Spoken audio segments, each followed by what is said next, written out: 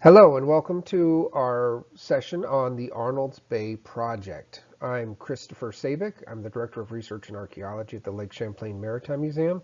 I'm going to kick things off today with some background history of the project, the area, and previous archaeology that's taken place at this important battlefield site. First of all, let's talk about where Arnolds Bay is. Arnolds Bay is located on the eastern shore of Lake Champlain.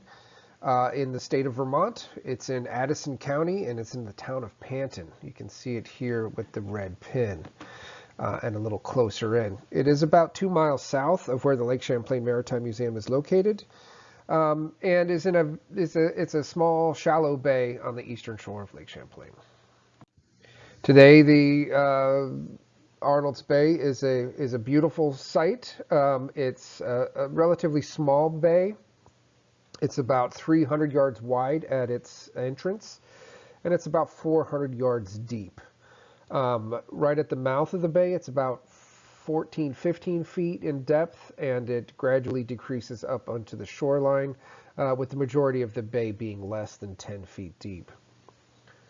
And why are we talking about Arnolds Bay? What is about Arnolds Bay that makes it worthy of study? And for that story, we have to step back a little bit to the Revolutionary War on Lake Champlain. The story of what happened at Arnolds Bay, which was then known as Ferris's Bay, starts on October 11th of 1776 at the Battle of Valcour Bay, which took place just a little bit south of modern-day Plattsburgh, New York. This was the major naval battle during the American Revolution on Lake Champlain. The American fleet, commanded by Benedict Arnold, had found a strong position behind Valcour Island, between Valcour Island and the New York shoreline, and waited there for the British fleet coming down from St. John at the very northern end of the lake to find them and to come to grips with them. This finally occurred on October 11th, after the Americans had been waiting for several weeks for the British fleet to make an appearance. But on the morning of October 11th of 1776, these two fleets met in combat in a day-long battle. Started around 11 a.m. and lasted until darkness fell in the early evening of that night. The American fleet definitely got the worst of the exchange, and while both fleets suffered considerable damage, the Americans lost about 65 to 70 sailors from their fleet. They found themselves running short of ammunition and supplies, and were in a rather desperate situation, including the loss of two of their vessels. The Royal Savage, the schooner Royal Savage, had been lost at the beginning of the engagement, and as darkness fell, the Philadelphia, one of the gunboats in the American fleet, which had been hit by a 24-pound cannonball right at the waterline, sank as its crew escaped onto the road galley Washington. That's the picture that's depicted in the lower right of this slide. So the Americans, the British settled back into a blockading position for the night and established a line, kind of a sparse line, stretching from Valcour Island over to the New York shore, and awaited for the morning to come so they could finish off the American fleet and either capture or destroy them. However, the Americans had different ideas, and they very boldly managed to sneak through the British blockading line in the middle of the night. You can see that's this line here indicated with the red arrows. They snuck through the rather thin British blockade and escaped southward. They managed to achieve this by putting a lantern in the stern of each vessel that was shrouded on three sides and could only be seen from the back. And therefore the boats could line up single file and follow each other through the gap in the line that the British had left them along the New York shore, and they escaped south. Now, the next morning, October 12th, the British awoke and found that their quarry had escaped, and they set off in pursuit southward. The American fleet, traveling through the night of the 11th and into the morning of the 12th, made a quick stop near Schuyler Island to patch holes and try to repair their rigging and make themselves a little more seaworthy for the continued escape south. And the British spotted them while they were still departing this location on the morning of the 12th and set off in pursuit. Throughout the day of October 12th, the two fleets chased each other up Lake Champlain, but were separated by several miles and were not able to engage one another. The American fleet started to get a little spread out at this point, with some of its better sailors making much better time traveling up the lake than the more damaged and poorer sailors of the American fleet. The two fleets finally came back into contact near Split Rock Mountain on the morning of October 13th, as the wind shifted around to the north and brought the British fleet down onto the Americans, who were still rowing and sailing for their lives, trying to escape to Crown Point and Fort Ticonderoga. Throughout the morning of the 13th, the British fleet really pummeled the remaining American vessels pretty heavily. They managed to capture one of the row galleys, which was the larger vessel type in the American fleet, the row galley Washington, and they threatened to capture the remainder of the fleet. At this point, Arnold's little band of vessels was reduced to one row galley, the Congress, and 4 gunboats like the Philadelphia that were still with him. Another of the gunboats and the row galley Trumbull had made much better time in their sailing and were escaping south. But this core of 5 vessels was in danger of being captured by the British fleet. To avoid this from happening, Arnold made the bold decision to pull into a small bay on the eastern shore of Lake Champlain, which was then known as Ferris's Bay, named after the homesteading family that lived nearby. Arnold ordered the vessels to sail as far ashore as possible, to run aground, and then to be set alight so that they would be burned and destroyed, and therefore not captured by the British. Arnold's selection of Ferris's Bay was quite clever, as it was very shallow. Though it was deep enough for the shallow drafted American vessels to fit in, it would not allow access to the larger British vessels like the Inflexible and the Maria, which had a considerably deeper draft than the American fleet. That didn't prevent the British from tacking back and forth across the mouth of the bay and firing in at the escaping American fleet and sailors. The Americans left their flags flying in a show of defiance, and waited until the vessels were fully engaged, and it was clear that no amount of effort from the British were going to be able to save them. And then they escaped overland, taking the Ferris family with them down to Crown Point and ultimately to Fort Ticonderoga. In the years after the battle at Ferris's Bay, which pretty promptly became known as Arnold's Bay after the important activities there on October 13th of 1776. The burned vessels were still quite obvious, particularly in shallow water years, and they continued to be a point of interest for many years. In fact, the British returned just a few days after the burning of the vessels, and they attempted to retrieve as many cannon and other pieces of material as they could from the burned hulks. And then throughout the 19th century, the 3 of the burned gunboats were pulled out of the lake by curiosity seekers or by people salvaging the lumber for other usage. And in 1890, a portion of the row galley Congress was also removed from the lake, and that's the picture we have here on the upper left.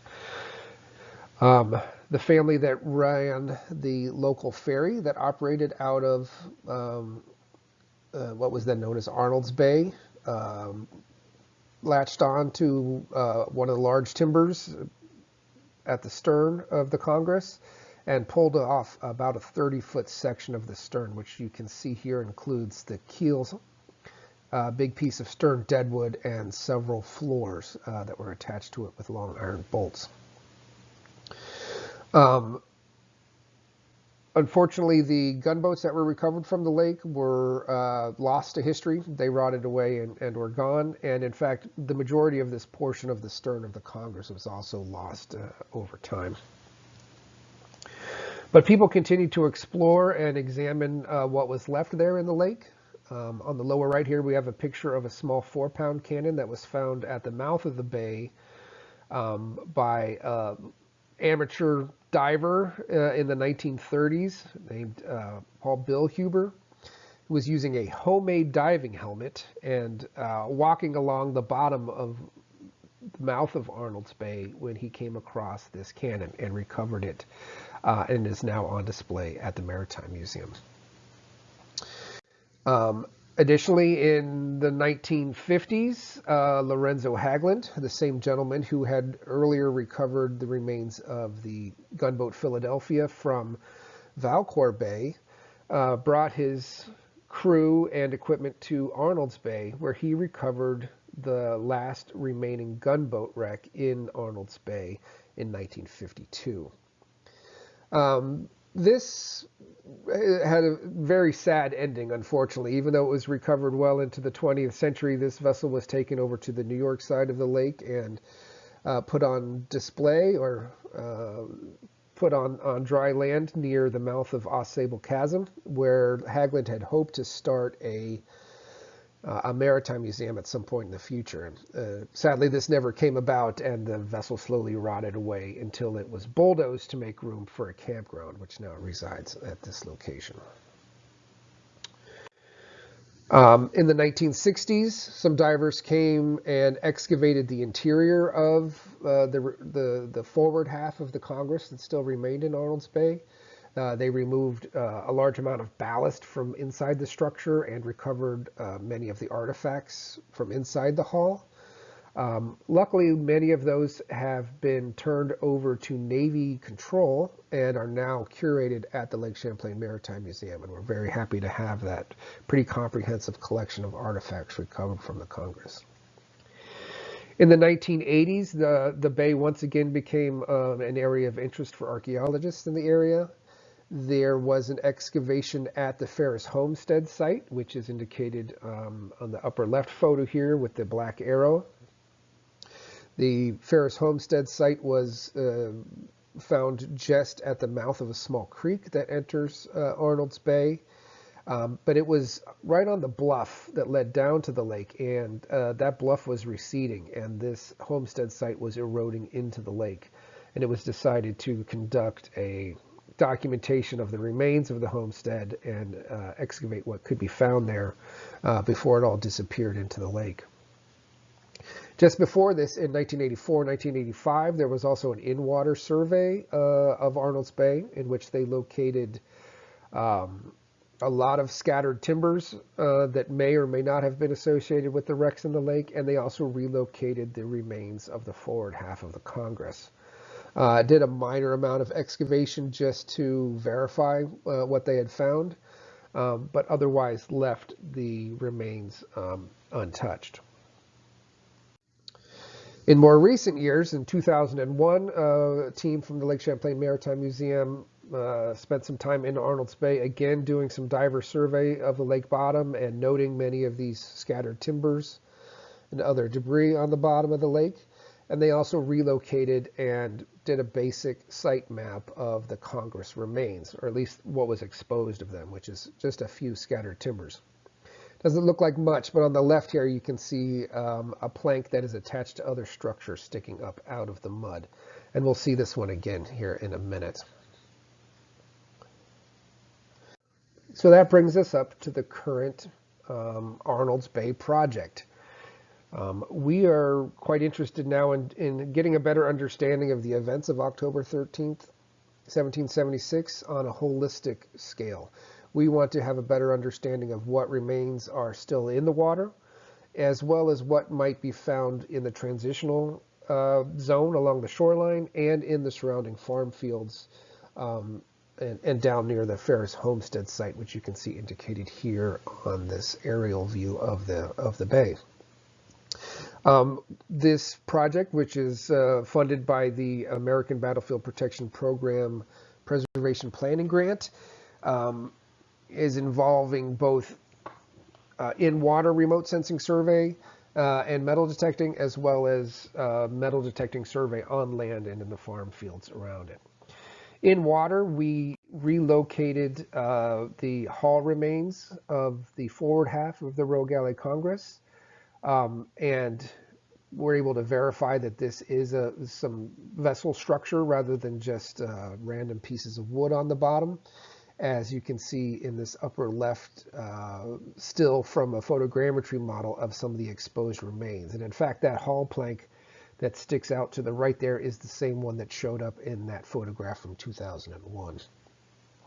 The other thing that we noted were two large ballast piles, or piles of ballast around the hull remains.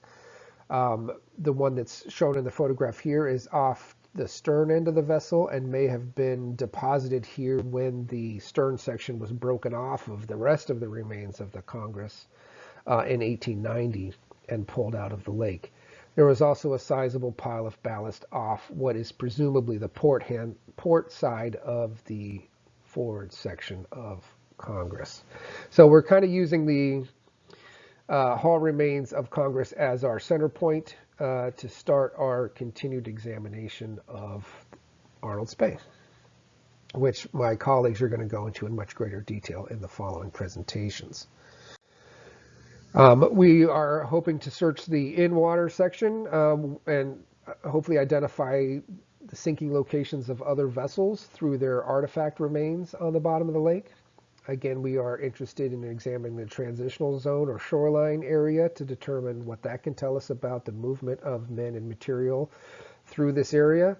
And we are interested in examining the farm fields around Arnolds Bay and around the Ferris Homestead site to see what artifactual remains and artifact concentrations we can find in that area as well. So I'm going to leave the detailed discussion of all those things to my colleagues who are coming up in the next few presentations. And finally, I'd just like to say a word of thanks to our many project sponsors and partners. This has really been a superb project, and I'm looking forward to continuing it into 2022. And now I'll let the rest of our excellent colleagues continue to provide more detail on the project. Thank you very much.